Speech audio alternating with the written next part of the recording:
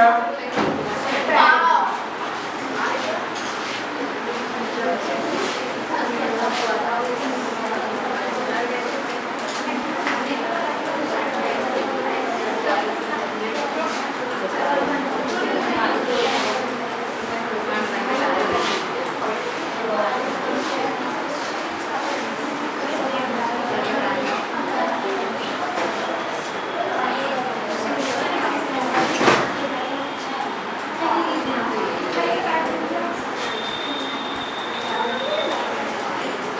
कल मैंने आप लोगों को क्या पढ़ाया था? कल मैंने आपको कुछ क्वेश्चंस कराए थे और मैंने बताया था कि प्रिंसिपल वैल्यू कैसे निकालते हैं। घर पे ट्राई करोगे तो आ जाएगा, वरना नहीं आएगा। इतना भी आसान नहीं है कि निकालना, क्योंकि दो तरीके हो पा रहे हैं। एक तो माइनस की दिक्कत आ रही है, उस माइनस को कैसे हैंडल करना था, ठीक है। उसके बाद हमें ये देखना है कि जो वैल्यू है, suppose that sine y equal to sine π/4, तो देखना है कि भैया π/4 उसके मुख्य परिसर में आ रहा है कि नहीं आ रहा है। वो देखने के बाद हम आराम से काम हट जा रहा था, वहाँ पे कर ले रहे थे, ठीक है। फिर भी मैं एक क्वेश्चन करा रहा हूँ आपको, देखिए जरा। अगर मैं बोलूँ क्वेश्चन दिखाऊंगा,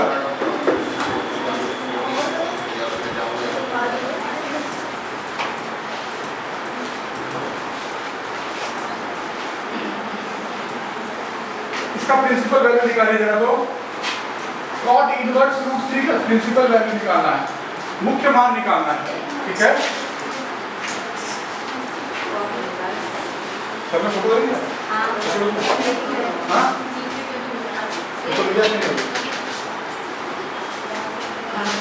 इसी प्रिंसिपल वैल्यू निकालिएगा। cot इनवर्स √3 प्रिंसिपल वैल्यू का मतलब क्या होता है हिंदी में? मुख्य मान। मुख्य मान मैंने कहा था उस दिन, बताया था कि साइन इनवर्स 0 के कई मान हो सकते हैं, 0, π, 2π, 3π, 4π, 50π, 100π, लेकिन हमें केवल मुख्य मान निकालना है। तो उसमें -π/2 से π/2 के बीच में ही हमें चाहिए होता है। तो इसका बताइए प्रिंसिपल वैल्यू बताइए cot इनवर्स √3। वो टेबल में cot इनवर्स का क्या है परिसर? 0 to π, सह प्रांत क्या है उसका? 0 to π है उसमें।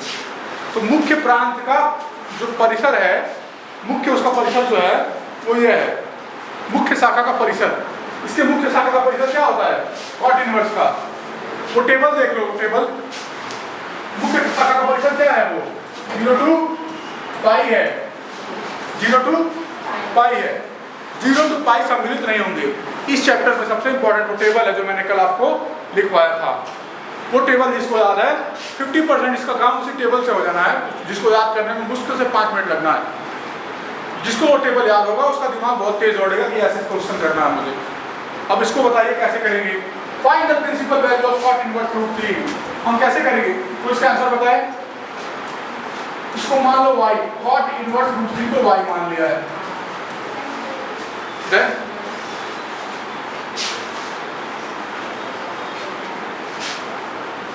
अब आगे क्या होगा? कि cot इनवर्स है। अच्छा एक बात बताइए, 2 का इनवर्स क्या होता है?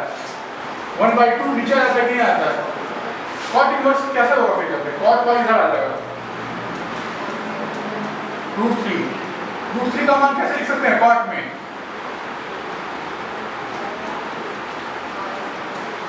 cot π/6 यानी cot 30, पाई का हम क्या तो लेते हैं डिग्री में, 180/6 क्या 30, tan 60 √3 होता है, cot 60 1/√3 हो जाएगा। तब तो cot √3 क्या होगा? cot √3 की वैल्यू क्या होगी तब? tan 30 क्या होता है?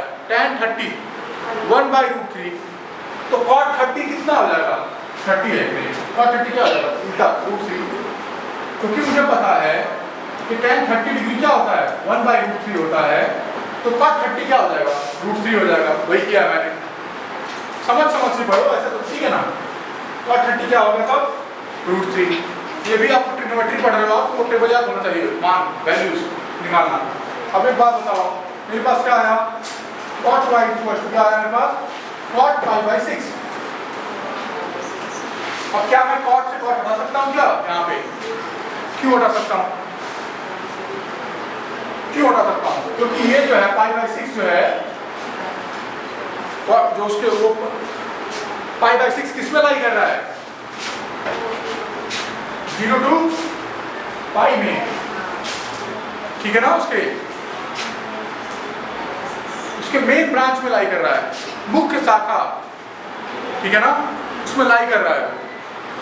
तो फिर क्या होगा, वो मुख्य शाखा के परिसर में लाई कर रहा है π/6, तो मुझे कोई समस्या नहीं आएगी। इसका मतलब मैं कह दूंगा कि y = π/6 is the principal value of cot inverse √3, वही मुझे निकालना था। ठीक है, ठीक है, उसी सर आप इधर आ जाइए, ठीक है। y = π/6 is the principal value of y = π/6 is the principal value of cot inverse √3, ठीक है, बात समझ आ रही है। उसमें दो चीजें ध्यान देने वाली हैं। एक, अगर माइनस आपको परेशान करे तो माइनस को आप पाई से हैंडल करो, या साइन है तो उसको अंदर भेजो। उसे कल मैंने बताया था -π/6 हो गया था वो, ठीक है, उस तरीके से। एक और चीज मैंने बताया था कि अगर माइनस नहीं हो तो हम उसको कोशिश करेंगे कि वो हमारे रेंज में आ जाए, यानी कि उसमें आ जाए, मुख्य शाखा के परिसर में आ जाए। यही मेन हमारा काम है, ठीक है, ये हमारा काम है, ठीक है ना।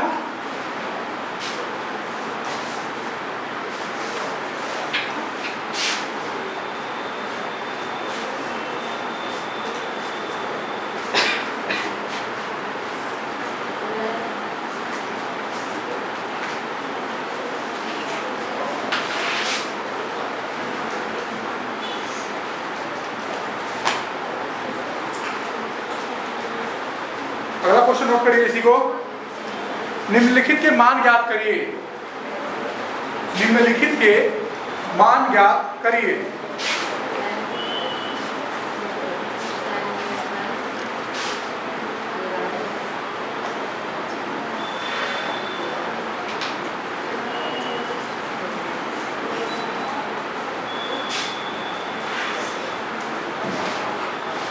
इसमें मैंने बहुत ज्यादा क्वेश्चन करवा रहा हूँ, 7-8 क्वेश्चन करवा रहा हूँ, ठीक है। लास्ट क्वेश्चन है, इसको आप लोग करिए।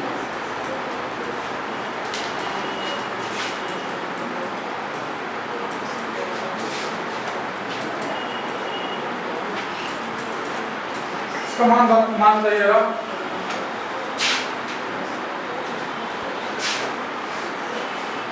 इसकी वैल्यू बताओ।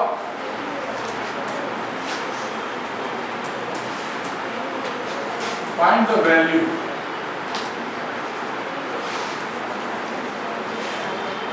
Find the value.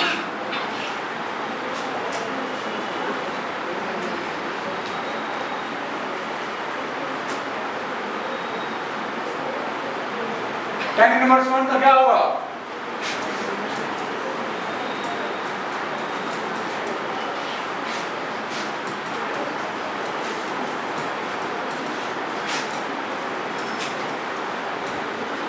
sin inverse -1/2 कैसे करेंगे बताओ? tan इनवर्स 1 मुख्य शाखा का परिसर क्या होता है इसका? क्या होता है? इसकी वैल्यू क्या हो जाएगी? tan इनवर्स 1 की वैल्यू क्या होगी? tan इनवर्स 1 की वैल्यू क्या होगी बताओ? क्या होगा इसकी वैल्यू बताओ? 1 कब आता है tan में? tan 0 0, tan 30 1/√3, tan 60 √3, tan π/4 1 होता है कि नहीं होता है? tan 45 में होता है ना, तो उससे जब क्या हो जाएगा तब π/4।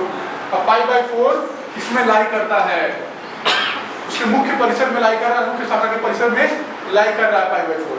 मुझे कोई दिक्कत नहीं आएगी, ठीक है ना। अब इसको देखना होगा cos इनवर्स -1/2, ये तो मुझे डायरेक्टली निकाल लिया। cos इनवर्स -1/2 की वैल्यू क्या होगी? cos इनवर्स -1/2 की वैल्यू क्या होगी? इसको मान लो y, ठीक है। cos inverse -1/2, cos inverse -1/2, cos inverse -1/2 को y मान लो, तो -1/2 = cos y है कि नहीं है? अब माइनस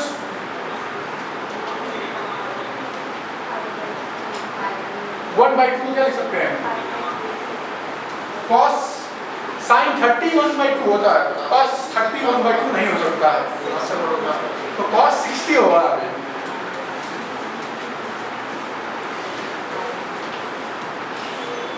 ये बात समझ आ रही है? इसकी वैल्यू रखा है मैंने, जैसे कि साइन 30 का मान क्या होता है? 1/2। इसी तरीके से 1/2 का मान क्या है? यहाँ पे कॉस 60 1/2, ठीक है ना? अब कॉस का क्या होगा? कॉस का क्या मुख्य शाखा का परिचय क्या होता है? 0 to पाई होता है, 0 to पाई होता है। अभी देखो यहाँ माइनस मुझे परेशान कर रहा है, तो मैं क्या करूँ? ये कहाँ से कहाँ तक? यहाँ से यहाँ तक है, इसके बीच में लाना है मुझे। मैं क्या करूँ? माइनस अंदर नहीं भेज सकता मैं, यहाँ पे कॉस में से करना पड़ता है, पाई माइनस पाई/3 करना पड़ता है। इसका मान यही आता है, क्योंकि दूसरे प्रांत में आएगा पाई माइनस पाई/3 lies on the second quadrant. यहाँ पे पूरा घूम के गया पाई और फिर माइनस पाई/3 यहाँ तक गया। ये इसमें वो माइनस होता है, इसमें वो माइनस होता है, और पाई में कुछ बदलता नहीं है, इसलिए इसको ऐसे लिख सकता हूं मैं।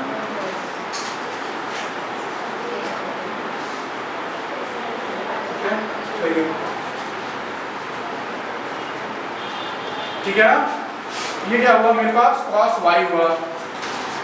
अब ये देखो 2π/3 है, 2π/3 मतलब 120 0 से और 180 के बीच में लाई करता है, तो मैं सीधे लिख दूंगा इसका आंसर ये हो जाएगा पाई माइनस पाई/3। मतलब ये होगा मेरे पास cos 2π/3, और 2π/3 का मतलब होगा cos y, ऐसे मतलब, ठीक है? पाई माइनस पाई/3 cos 2π/3, 2π/3 का मतलब 120 होता है, पाई/3 मतलब 60 डिग्री, और वो लो 120 0 और पाई के बीच में लाई करता है। इसका मतलब y का मान क्या हो जाएगा यहाँ पे? 2π/3 y का मतलब, अब यहाँ पे क्या लिख दूंगा मैं? 2π/3, इसका मान निकाल लिया मैंने। अब साइन इनवर्स -1/2 की वैल्यू निकालनी है मुझे, इसका मान निकालने की कर रहा हूं मैं। क्या था वो? साइन इनवर्स -1/2, उसको मान लो y, कहीं रफ कॉपी में कर लेना, रफ में ऐसे, या फेयर में भी करना चाहो, एग्जाम में तो भी कोई दिक्कत नहीं, ठीक है ना? अभी बताओ साइन y कितना आ जाएगा तब? -1/2, साइन y -1/2 का मतलब साइन 30 डिग्री, क्लियर है? अब माइनस को हैंडल करना है, साइन में हमें माइनस को हैंडल करने में कोई समस्या नहीं आती है। इसको अंदर ले लो, -π/6 हो गया, ओके? अब ये देखो कि साइन क्या होता है? -π/2 से π/2 के बीच में क्या होता है? इसका मुख्य शाखा का परिसर होता है तो यानी यहाँ से लेकर के यहाँ तक होता है। अब -π/6 कहाँ? -π/6 यहाँ पे आता है, यहाँ माइनस में, कोई समस्या नहीं है, उसके ही रेंज में है, तो हम सीधे लिख सकते हैं क्या? y = -π/6, y = -π/6। अब इसको हल करोगे उसका आंसर आ जाएगा। 4, 3 और 6 का एलसीएम क्या होता है? बताओ। 12 आएगा, बिल्कुल 12 आना चाहिए।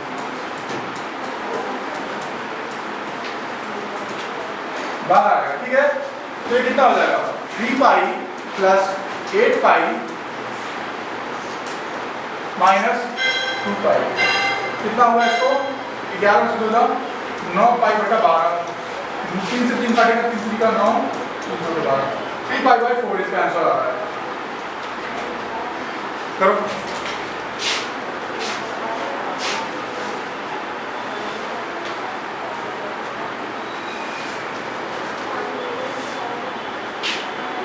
ठीक है, कुछ समझ आ रहा है?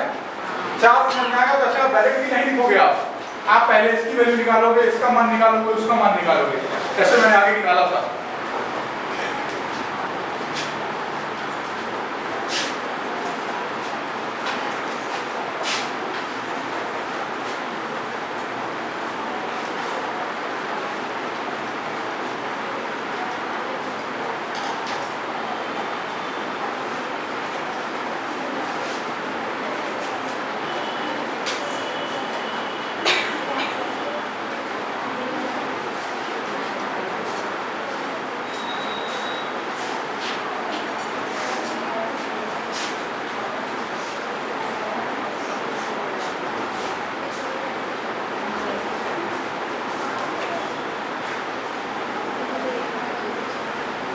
ठीक है ना? चाहे आगे देखना तो देख सकते हो आप, ये भी नोट करना चाहो।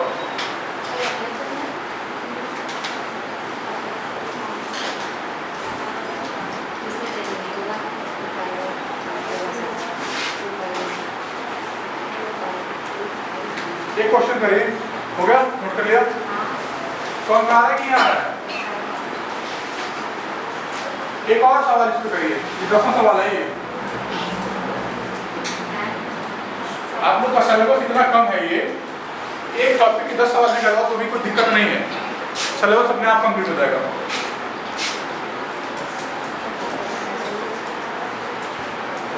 इसका मुख्य मान निकालो, अब तो निकालो, और टेबल को ध्यान में रखकर निकालो।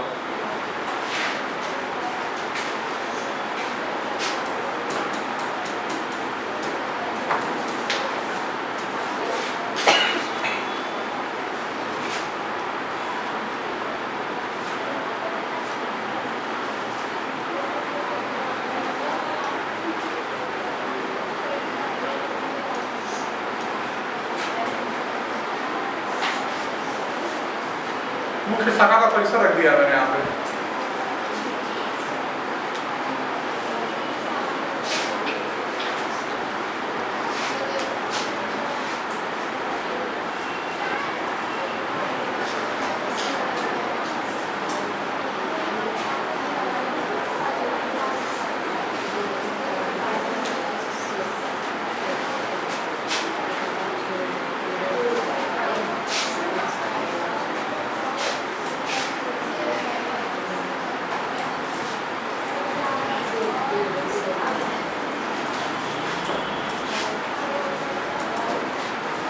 प्रिंसिपल निकालो।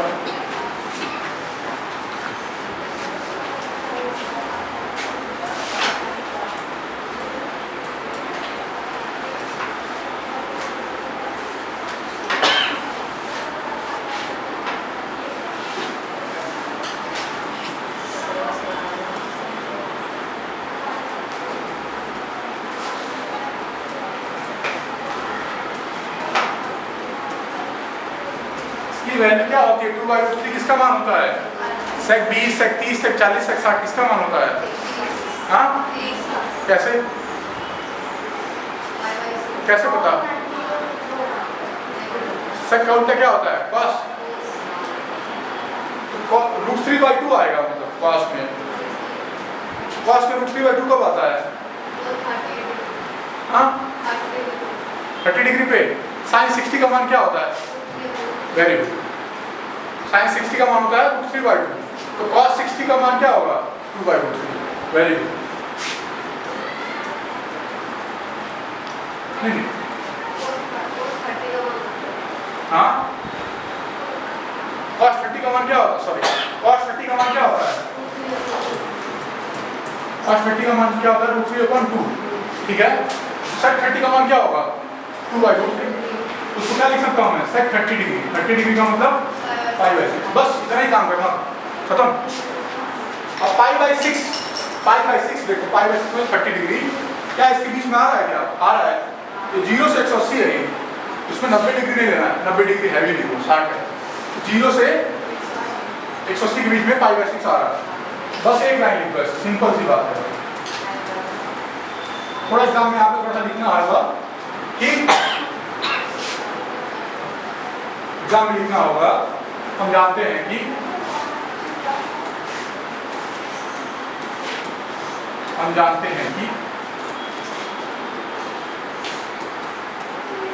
π/6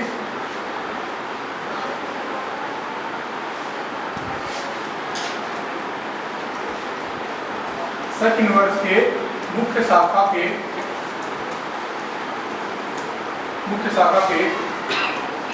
परिसर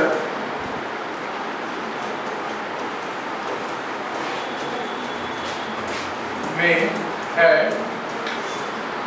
लिखना अतः y = π/6 उसकी एक मुख्य शाखा का प्रिंसिपल वैल्यू है उसका।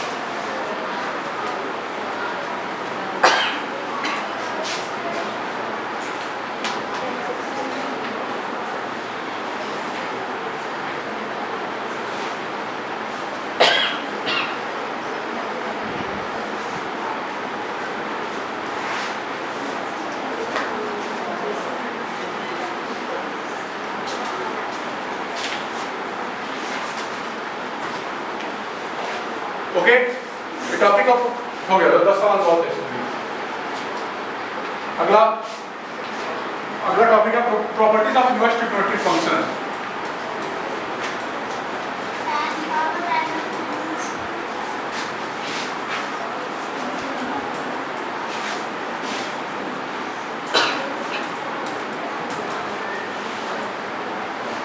Properties of inverse trigonometric function, ठीक है, इसके गुण धर्म क्या है, इसके गुण धर्म क्या क्या है, ठीक है। पहला देखो,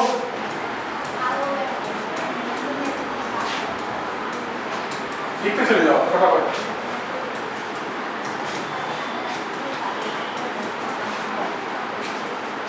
दूसरा लिखो,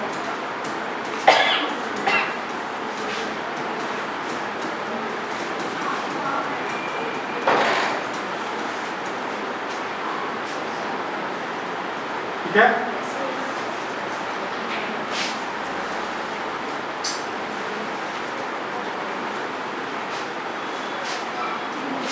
तीसरा लिख लो,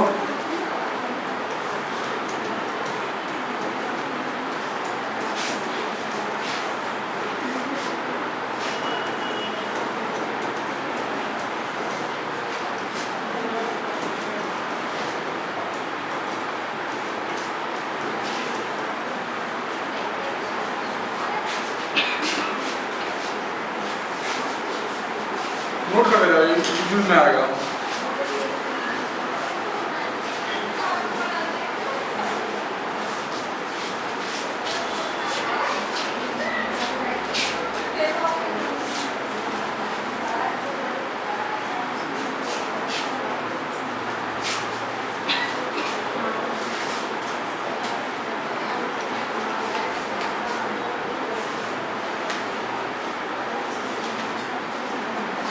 चौथा लिखो,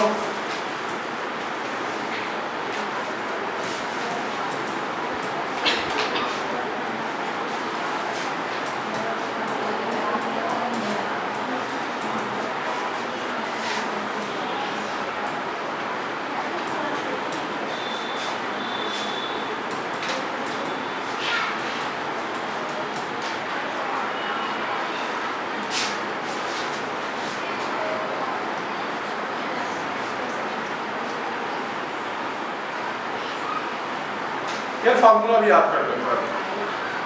इसका प्रूफ बताता हूँ मैं कैसे करना है।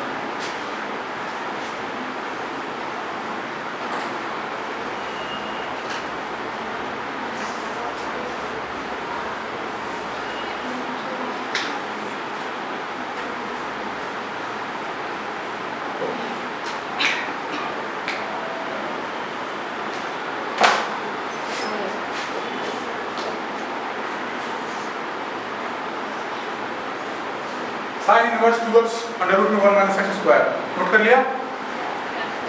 इसका प्रूफ अभी देखना कैसे होगा, बहुत ध्यान से समझना। अगर ये प्रूफ समझ में आ गया बाकी सारे प्रूफ अपने आप हो जाएंगे।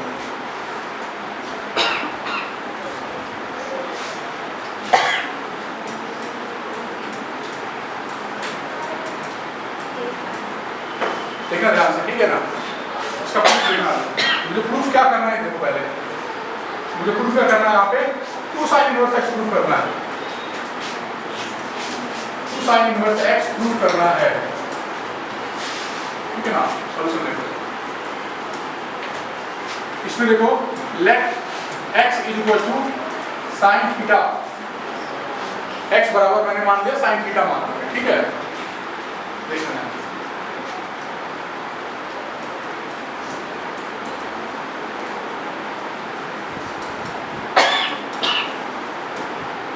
ये क्या हुआ, x की जगह क्या लिया मैंने, साइन थीटा रख दिया मैंने, x की जगह क्या लिया मैंने, साइन थीटा।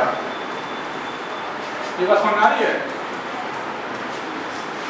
x की जगह पे साइन थीटा ले लिया है। मैं दिखाऊंगा कि इसका मान जो है यही है,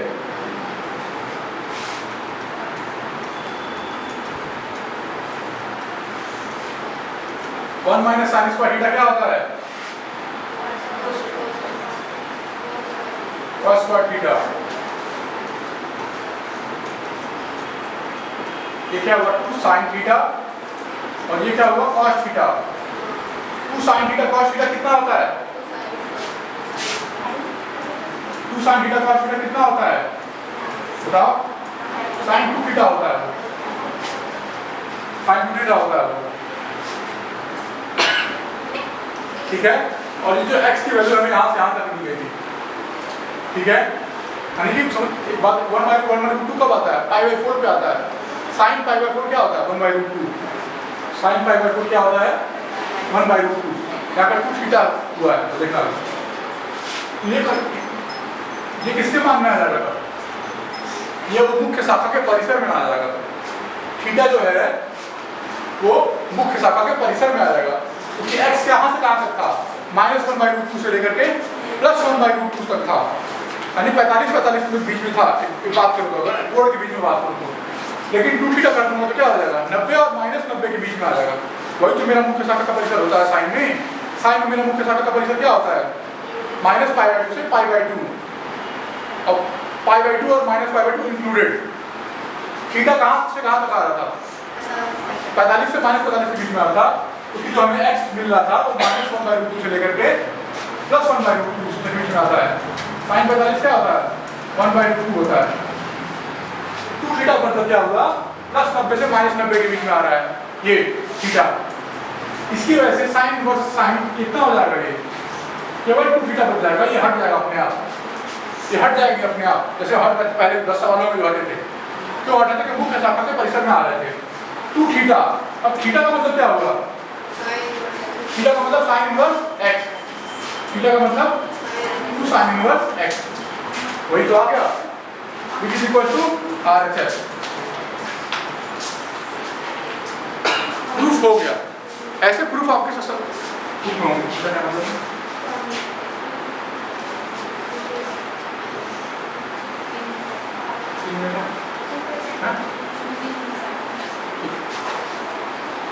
ओके। ये बहुत छोटा सा सवाल था।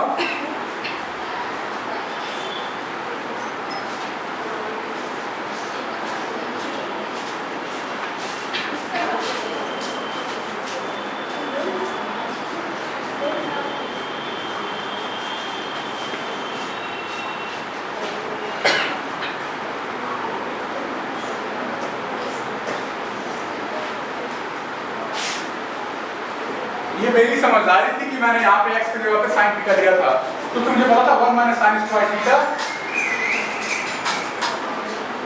हाँ सर, हाँ हाँ बोलो क्या हो गया?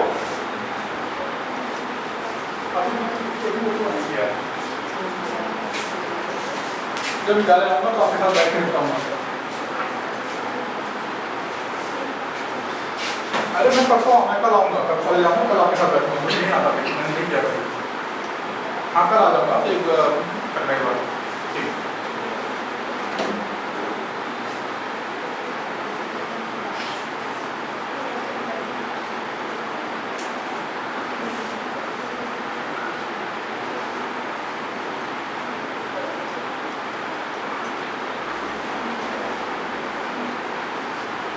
ठीक है, समझ आ गया? अगला नेक्स्ट,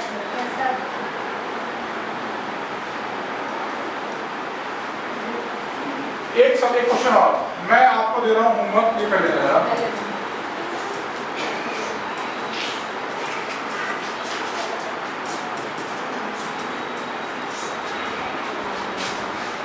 इसको सरलतम रूप में रख कीजिए, सरलतम रूप में रख कीजिए। अगर